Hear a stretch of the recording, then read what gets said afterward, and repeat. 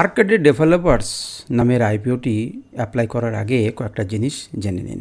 এটি 1986 সালে তৈরি হওয়া একটা কোম্পানি, আজকের V4 কোম্পানি নয়, এবং মোটামুটিভাবে 30x অ্যাপ্লাই পড়ে গেছে, যার মধ্যে নন ইনস্টিটিউশনাল ইনভেস্টররা মোটামুটি 58%, 59% বলতে পারেন করেছে। QIB সেকশনে এখনও পর্যন্ত একের একটু কম আছে, কিন্তু কালকের মধ্যে সেটা হয়ে যাবে।